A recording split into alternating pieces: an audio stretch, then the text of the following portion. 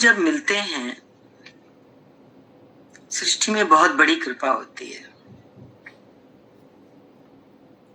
मनुष्य अनजाने में ये जीवन तो क्या कितने ही जीवन बिता देता है।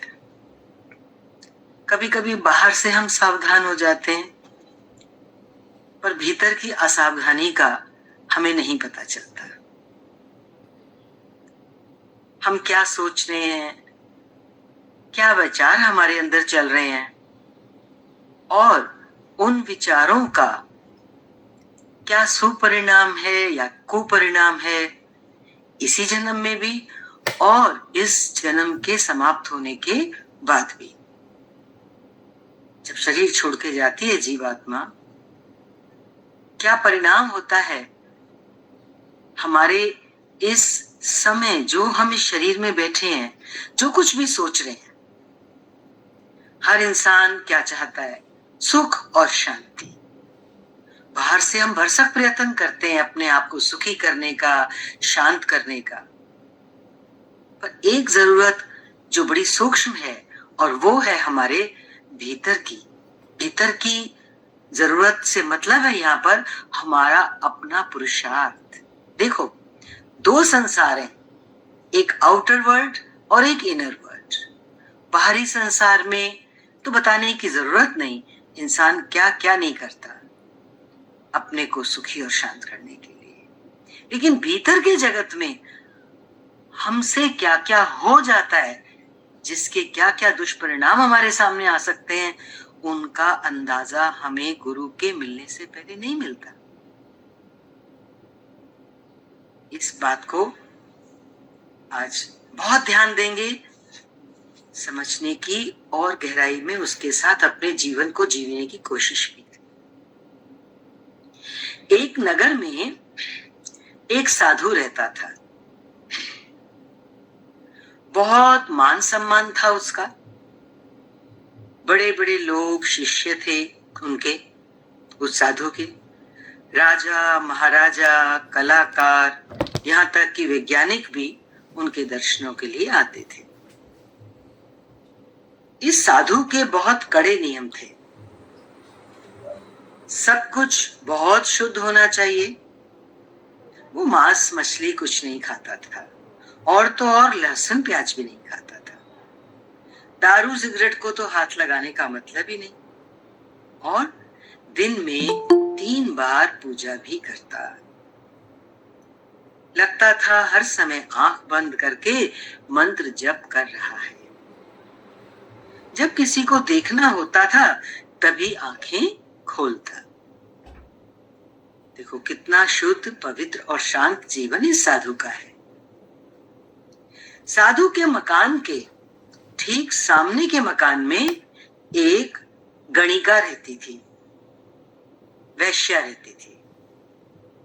हर रोज उस वेश्या के घर में नाच गाना होता, और इस तरह वह अपना धंधा किया करती थी। साधु ब्रह्मचारी था और उसका शरीर बहुत पवित्र था, परंतु उसका मन उस वेश्या के विषय में ही सोचता रहता। क्या सोचता? वो सतत लगातार उसको देखता रहता और सोचता, अरे देखो, आज ये दूसरा व्यक्ति है जो उसके पास जा रहा है, ये तीसरा आया, अब देखो ये चौथा चढ़ रहा है सीढ़ियां उसके घर की। देखो देखो वो कैसे उसे गले लगा रही है। दिन भर साधु वेश्या को ही देखता रहता और ये सोचता रहता कि वो कितनी दुष्ट है, कैसी पापिन है।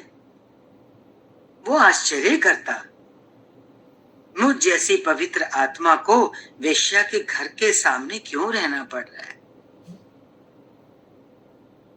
हर जीव के साथ भी ऐसा होता है।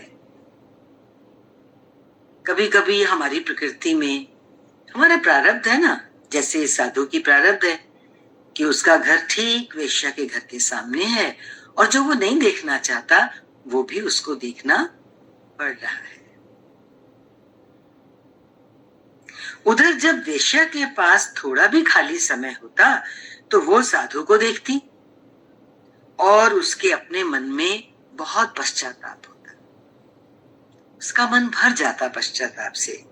वो सोचती, बेचारी ये कितनी पवित्र आत्मा है, कितने अच्छे व्यक्ति हैं, और मुझे देखो मैं कैसी बुरी स्थिति में हूं। हाय हाय, ये मेरा कैसा दुर्भाग्य, मेरे लिए तो कोई आशा नहीं है। इंसान कहता है ना, मैं तो इतना गर्त में धंस गया कि अब कोई उम्मीद नहीं बची कि मैं कभी उठ पाऊं। वो बार बार ये प्रायश्चित भी करती और उस साधु को देखकर उसके मन में उसकी महिमा होती। इसी तरह कई वर्ष बीत गए। एक दिन दोनों की ही मृत्यु हो गई। साधु की मृत्यु के समय सारे शिष्य उसके चारों ओर थे।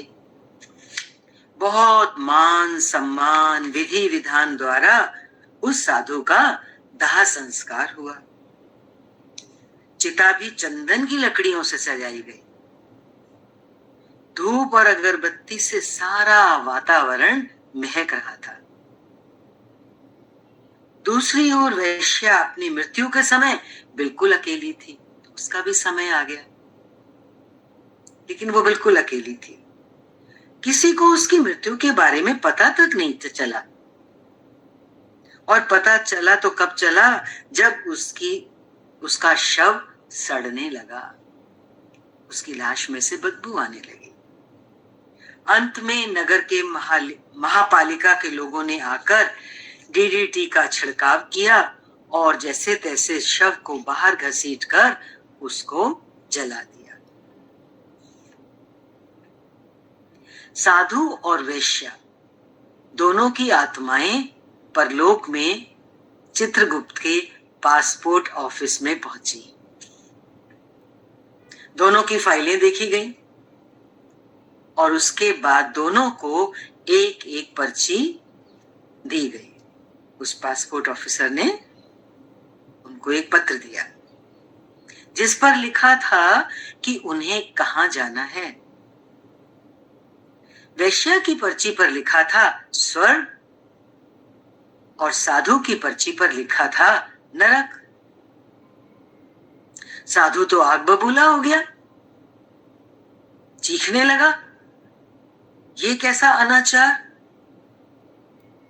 अरे तुम लोग उस अधम वेश्या को स्वर्ग भेज रहे हो और मुझ जैसे महान सन्यासी को नरक की राह दिखा रहे हो। ये सब क्या हो रहा है? पासपोर्ट ऑफिसर ने कहा, थोड़ा अंदर आओ, इधर आकर अपनी फाइल खुद ही देख लो।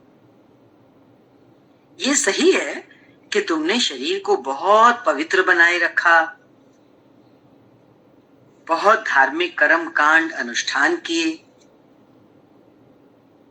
और परिणाम स्वरूप इसीलिए तुम्हारी मृत्यु के बाद तुम्हारे शरीर को बहुत सम्मान दिया गया और पूर्ण विधि विधान से उसका अंतिम संस्कार किया गया।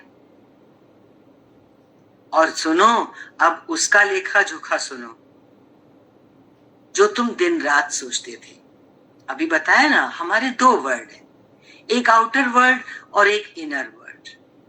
अब उस ऑफिसर ने उसको बोला, अब तुम दूसरी फाइल देखो, तुम अपने इनर वर्ल्ड में क्या करते थे, तुम रात दिन क्या सोचते थे, क्या सोचते थे। वहां सब लिखा पड़ा था उसकी फाइल में। देखो ये वेश्या कैसी घृणित है, कितनी दुष्ट है, देखो कितने आदमी रोज इसके पास आते हैं, बड़ी पापिन है। अब उसके बाद पासपोर्ट ऑफिसर ने वेश्या की फाइल निकाली और कहा, देखो ये क्या सोचती रहती थी हर समय। प्रतिदिन ये बेचारी अपने आप से कहती, हे साधु महाराज, आप इतने पवित्र और दिव्य हैं, महाराज मेरी रक्षा कीजिए, मेरा भी उद्धार कीजिए। हाँ, निश्चय ही उसके शरीर ने अपवित्र कर्म किए थे, फल ये हुआ कि उसके शरीर का तनिक भी सम्मान नहीं हुआ और एक भिखारिन की तरह उसे फूंक दिया गया। परंतु उसके विचार बहुत ऊंचे और पवित्र थे। इनर वर्ल्ड की बात हो रही है अभी। उसका आंतरिक संसार कैसा था? बहुत पवित्र था। उसके विचार बहुत ऊंचे थे, इसलिए उसे स्वर्ग भेजा गया। तुम लगातार सतत पाप और दुष्टता के बारे में ही सोचते रहे। यमराज ने क्या कहा उस साधु से? तुम्हारी जो अंदर की सोच थी वो लगातार कैसी थी? उस स्त्री के पाप और दुष्टता के बारे में तुम्हारे अंदर ख्याल चलते थे और सोचते रहे। ऐसा ही तुम सदा सोचते रहे, इसलिए तुम्हें नरक में जाना है। ये दृष्टांत है। साधु की तरह हम स्वयं अपने शत्रु बन गए हैं। कहते हैं ना, मैं तो बहुत अच्छा हूं, बहुत अच्छे कर्म करता हूं, फिर भी मेरे जीवन में दुख क्यों आते हैं? और इस जीवन में तो दिखाई देता है कि कौन से दुख आ रहे हैं, कौन से सुख आ रहे हैं, लेकिन शरीरांत के बाद हम कहां जाएंगे वो निश्चय किस चीज से हो रहा है? हमें कौन सा दुख या कौन सा सुख झेलना होगा, ये तो हमारे आंतरिक संसार पर निर्भर करता है। यदि हमारा अंदर का संसार उसी तरह से सुंदर हो जैसा हम बाहर का संसार बनाने का भरसक प्रयत्न करते हैं, तो हम अपने मित्र हैं। और यदि हम नहीं करते हैं तो हम अपने ही शत्रु हैं, क्योंकि मालूम नहीं पड़ता जो हम अंदर हैं उसका परिणाम हमारे इस जीवन में जिसमें हम चल रहे हैं उसमें भी पड़ता है। कैसे? कभी कभी हमारा मन कितना अशांत होता है। शायद हमने जानने की कोशिश नहीं की कि बिना किसी कारण के भी मैं क्यों दुखी हूं। सब कुछ भगवान ने मुझे दिया है, मैं अशांत क्यों हूं? मैंने तो ऐसा कुछ नहीं किया।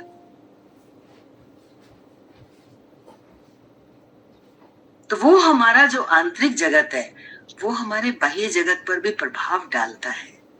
वो सूक्ष्म प्रभाव होता है, हम समझ नहीं पाते हैं।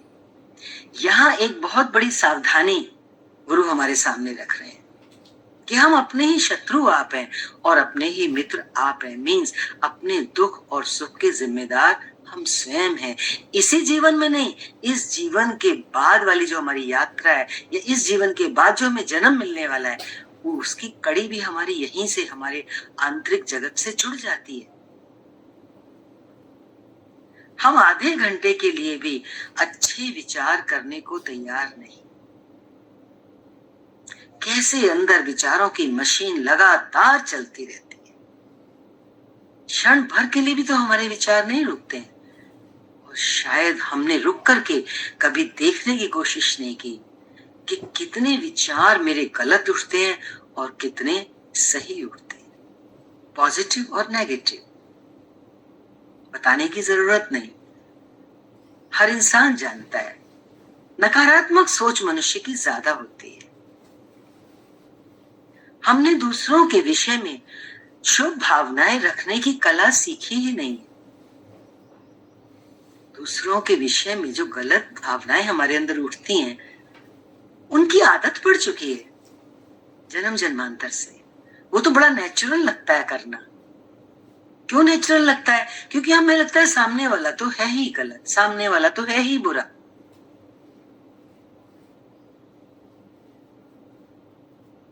हम यही पूछते रहते हैं, अमुक में क्या बुराई है, उसमें क्या त्रुटियां हैं, क्या कमियां हैं। हमने लोगों की पवित्रता या उनके अन्य सद्गुणों के बारे में जानना कभी सीखा ही नहीं। हंस बुद्धि नहीं है ना, कौवा बुद्धि है। कौवा हमेशा गंध में मुंह डालता है और हंस मोती मोती चुनता है। कैसा जीवन है मनुष्य का, कौए जैसा अपवित्र जीवन। बाहर से भले हम पवित्रता की कितनी भी क्रियाएं करते हो, साफ सुथरा वस्त्र पहनते हो, ऊपर से वाणी भी हम हो सकता है बहुत अच्छी बोलते हो, लेकिन वो वाणी क्या वो है जो मेरे भीतर की वाणी है? इतना बाहर भीतर एक देखना है।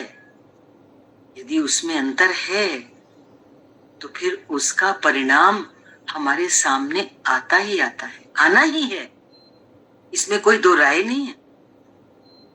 पर हम सावधान ही नहीं है।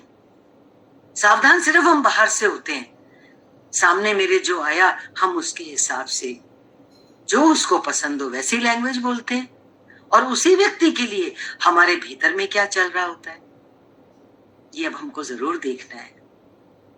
आज ये साधु और वेश्या का जो दृष्टांत सुना है ये हमें बहुत जगाने का काम करेगा। क्यों कि इस जन्म में तो हमें भले ना भी पता लग रहा हो कि मुझे क्या परिणाम भुगतना पड़ सकता है, लेकिन इतना ऊंचा पवित्र जीवन जीने के बावजूद भी एक मनुष्य को, एक साधु को नरक में जाना पड़ सकता है। हमारी और आपकी तो औकात ही क्या है? हमने तो ऐसा किया भी किया है।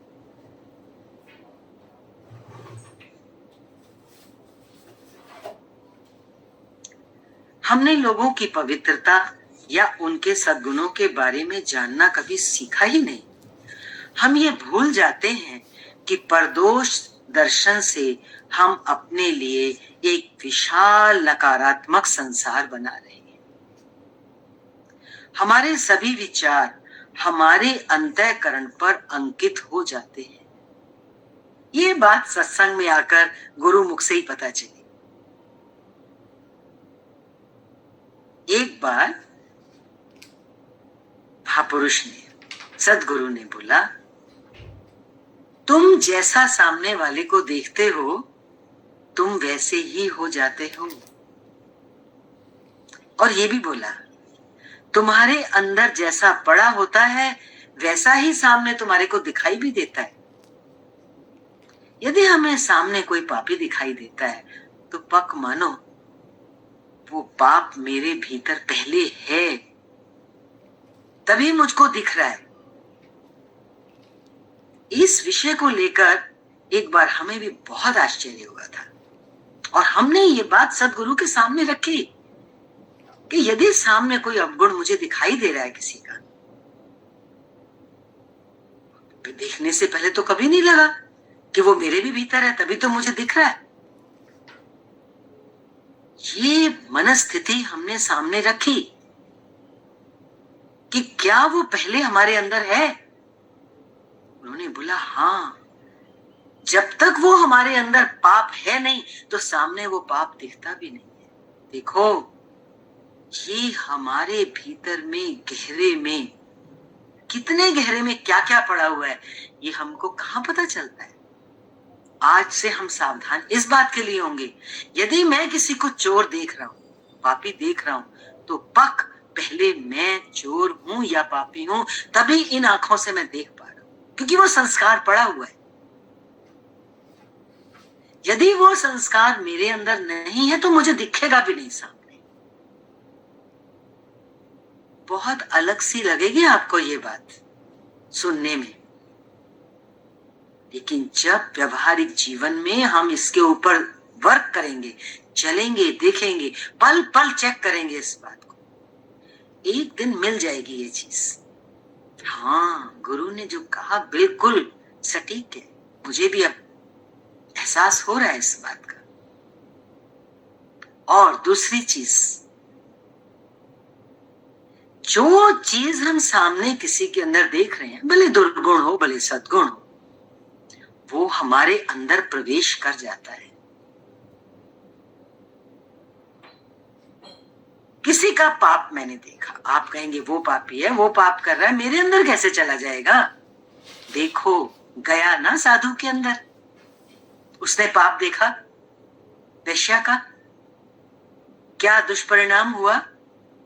मात्र उसका पाप देखने से, in spite of the fact कि उसका अपना जीवन कितना ऊंचा था, उसको क्या मिला? नरक। वो नरक का गामी हुआ।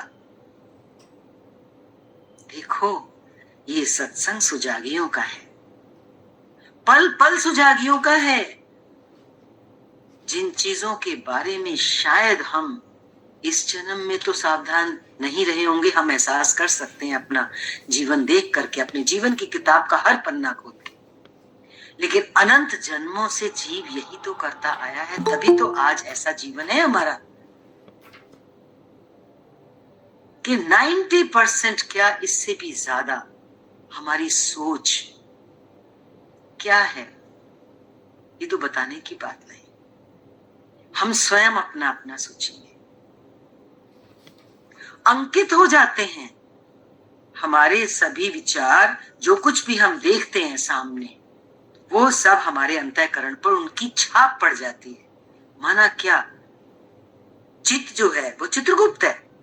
सामने कुछ देखा, उसका चित्र खींच लिया और वो चित्र हमारे अंतःकरण पर अंकित हो गया, छप गया।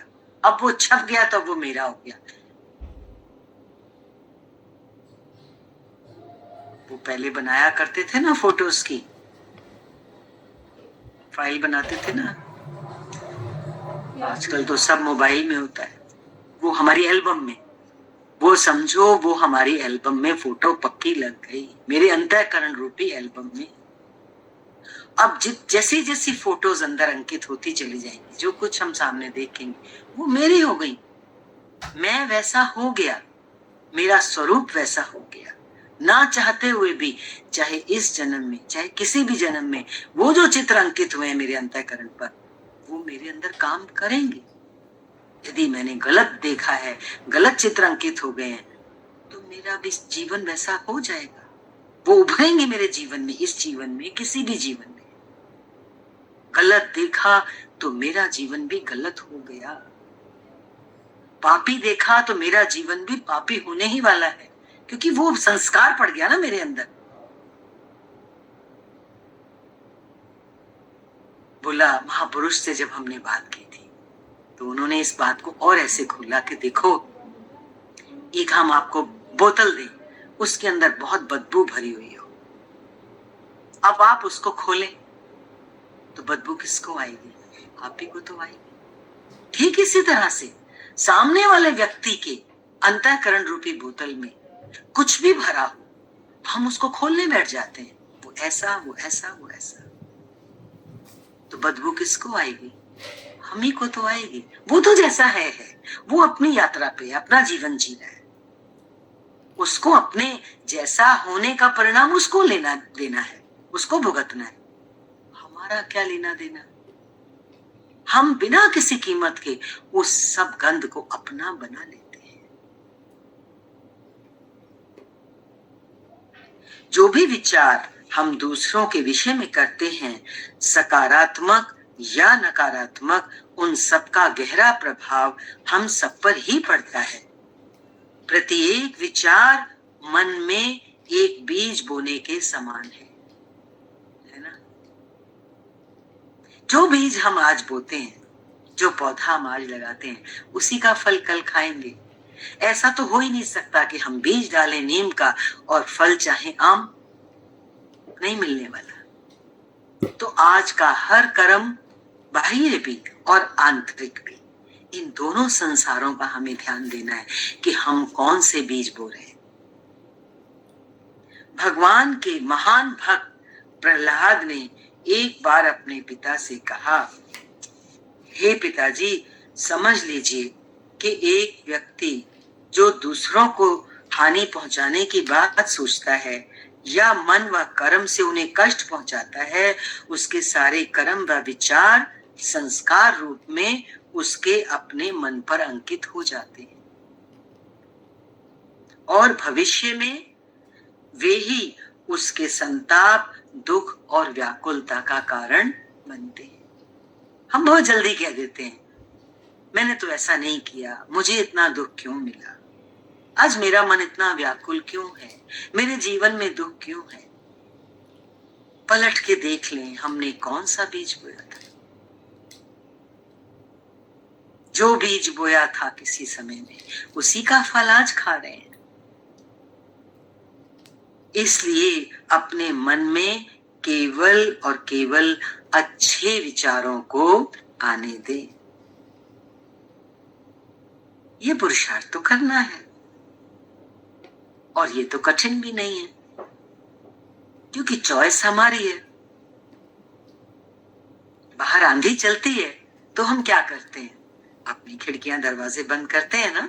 कितनी जल्दी करते हैं, भाग के करते हैं, मिट्टी ना आ जाए।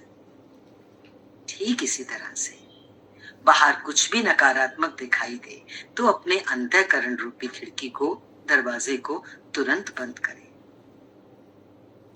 अब हमें जीवन में घाटे का सौदा नहीं करना है, कीमत करनी है इस कीमती जीवन की। अनमोल जीवन है ये, अनमोल तेरा जीवन यूं ही गंवा रहा है। कैसे गंवा रहे हैं? कुछ भी आने देते हैं अपने अंदर।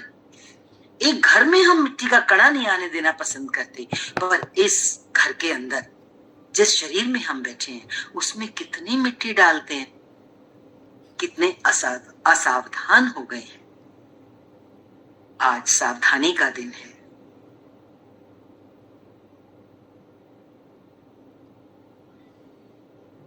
हमारे अंदर संकल्प उठते रहते हैं। क्या उठते हैं? हर समय कुछ ना कुछ संकल्प उठते हैं। क्या चाहेंगे? अच्छे संकल्प करना चाहेंगे या गलत संकल्प भी करेंगे?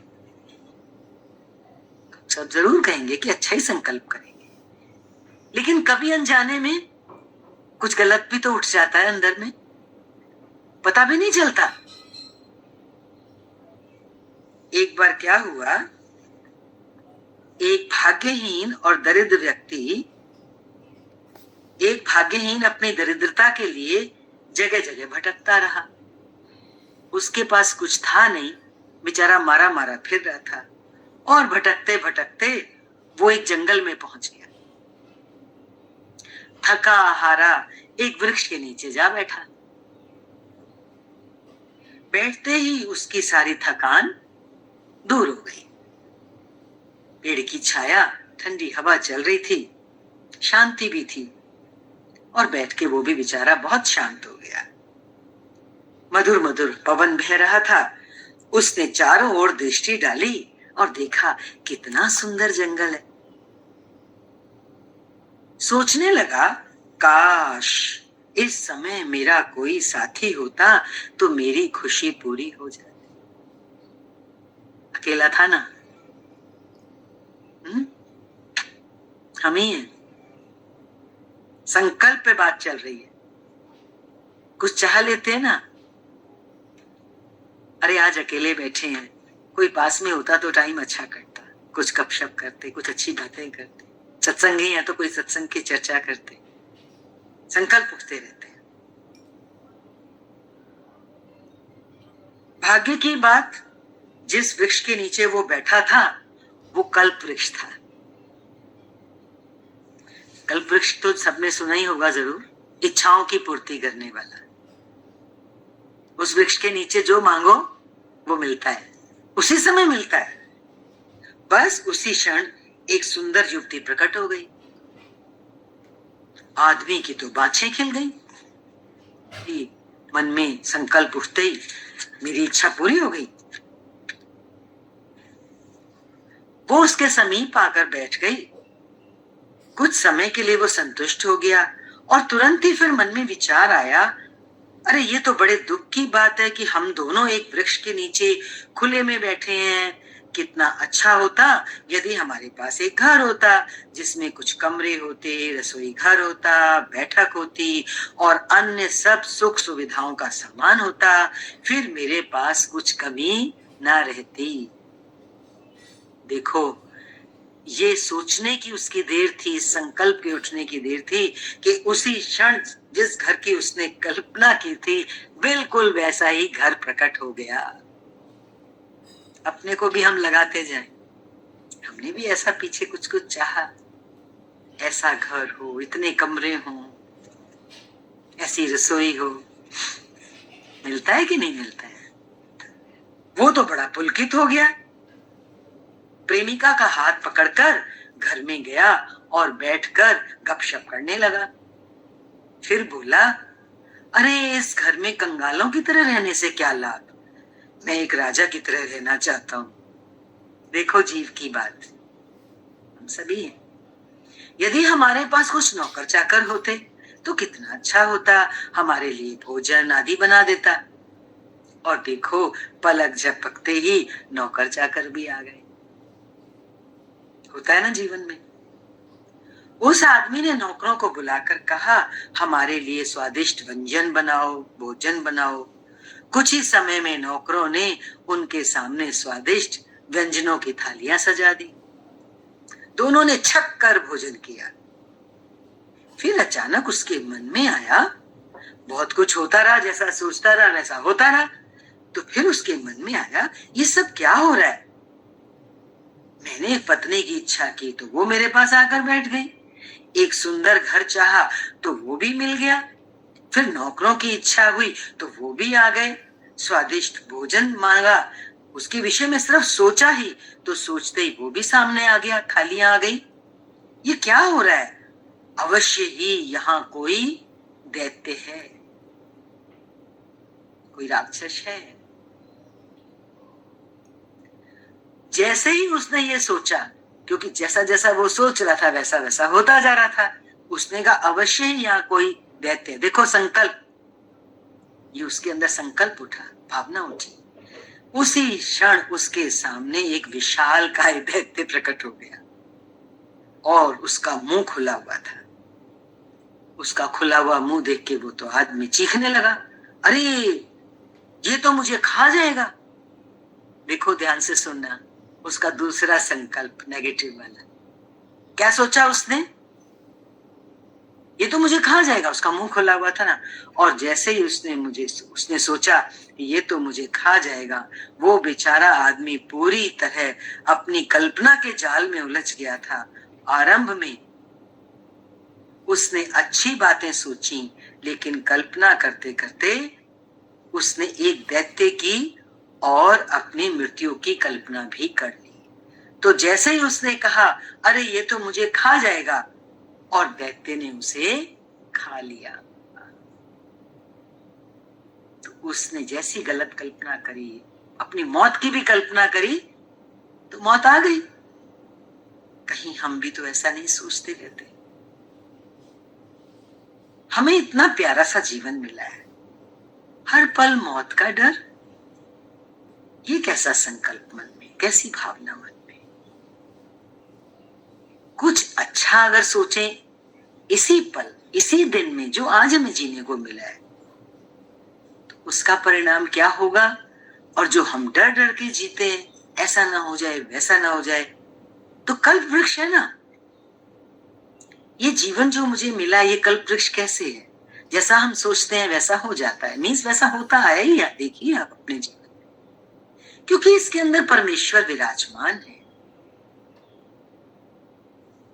वही तो कल्प वृक्ष है, वही तो हमारी इच्छाएं और भावनाएं संकल्प पूरी करते हैं। यदि दैत्य की कल्पना करने के स्थान पर वो ये सोचता, निश्चय ही भगवान मुझे ये सब वस्तुएं दे रहे हैं, तो क्या होता, भगवान के दर्शन होते ना, बजाय दैत्य के भगवान सामने आते, तो उसका भाग्य कुछ और ही होता। यदि वह केवल एक साक्षात्कारी पुरुष, एक महान सिद्ध बनने की इच्छा करता, तो उसे कैसी प्राप्ति होती। देखो ये जीवन हमें मिला है ना, आज हम जो बनना चाहें, जो प्राप्त करना चाहें, मैं एक संसारी होकर जीऊं या मैं उस परमेश्वर से एक हो जाऊं, क्या चाहूं मैं। संसारी होकर जीने की तो हर पिछला जीवन हमने जिया ही है, अनंत जीवन जिए, अनंत योनियों में। आज अगर हम ये भाव रखें, ये संकल्प रखें, मैं प्रभु से मिलकर एक हो जाऊं, तो आज प्रभु के दर्शन होने कोई मुश्किल है क्या। जो तू चाही सो तू आही, जो तू चाहता है वो हो जाता है। अगर उसने एक महान सिद्ध बनने की इच्छा करी होती तो उसे देखो कैसी प्राप्ति होती, लेकिन उसने अपनी मृत्यु की कल्पना की और वैसा ही हो गया। जिस संसार में हम रहते हैं वहां ऐसा ही है। हमारे हृदय में एक दिव्य चेतना का वास है।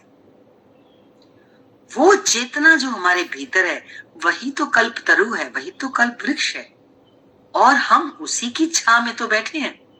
जैसे वो दरिद्र व्यक्ति उस वृक्ष की छांव में बैठा था, हम भी चेतन पुरुष की छांव में बैठे हैं। हम विचारों और कल्पनाओं से अपने संसार बनाते रहते हैं। We ourselves are the creator of our fate. अपने भाग्य के निर्माता हम स्वयं हैं। जैसा सोचते हैं वैसा होता है। दोष हम दूसरों को देते हैं, कभी नहीं दिया अपने को दोष।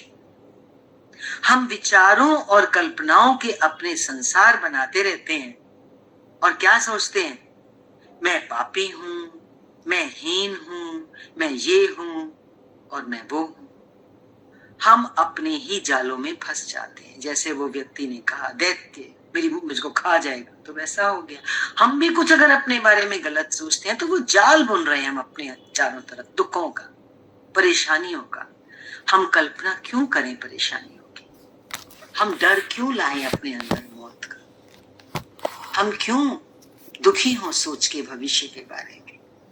हम भविष्य के बारे में सोच के दुखी होंगे तो हमारे भविष्य में दुख आएगा हमारे सामने, क्योंकि वैसा हमने चाहा। और वो चिति, वो चेतना जो मेरे भीतर है, उसने उसको रिसीव किया और उसने कहा तथास्तु। तू जो मांगता है आशीर्वाद। वो तो तथास्तु तथास्तु करने के लिए बैठी है चेतना हमारे अंदर। हम अपने ही जालों में फंसते जाते हैं और ऐसा करते करते एक दिन हम मर जाते हैं। एक महान संत ने इस संसार को कैसा बताया, बोला, उन्होंने जैसा देखा वैसा बताया। उन्होंने क्या बोला, कोई संसार नहीं, कोई आदमी नहीं, कोई औरत नहीं, कोई पाप नहीं, कोई भ्रम नहीं, तो फिर क्या है? हम जो कुछ देखते हैं वह और कुछ नहीं, बस सर्वव्यापी उस चेतना का ये चारों तरफ हमारे परम विलास है। चेतना का विलास है तो हमारी दृष्टि यदि वही चैतन्यमयी हो जाए तो हमें सकारात्मक दिखेगा। चर्म चक्षु है, जड़ सोच है तो हमें नकारात्मक दिखता है, डर लगता है। हमें भी इसी तरह सब कुछ देखना चाहिए कि उस परमेश्वर की चेतना का प्रसार है ये जगत। यदि वैसा हम देखते हैं तो जीवन सफल होता है, सुखी होता है और शांति मिलती है। हमें अपने आप को चेतना के रूप में देखना चाहिए। ये सावधानी है। हम अपने आप को इस जड़ शरीर रूप में देख रहे हैं। जड़ क्या करेगा? जड़ तो खुद उसकी छाया में बैठा है, कल्पतरु की चेतना की छाया में। वो चैतन्यमयी दृष्टि से यदि हम जीना सीख लेते हैं तो चारों तरफ भी क्या है, उस परमेश्वर की चेतना, वो चैतन्य में, वो चैतन्य ही तो सर्वव्याप है। तो हमारा जीवन भी चेतना से भरपूर हो जाएगा। इधर चेतना और चारों तरफ चिति, चेतना, शक्ति उस परमात्मा की। चिति मीन्स शक्ति। हमें अपने को आत्मा के रूप में देखना चाहिए। हरि ओम।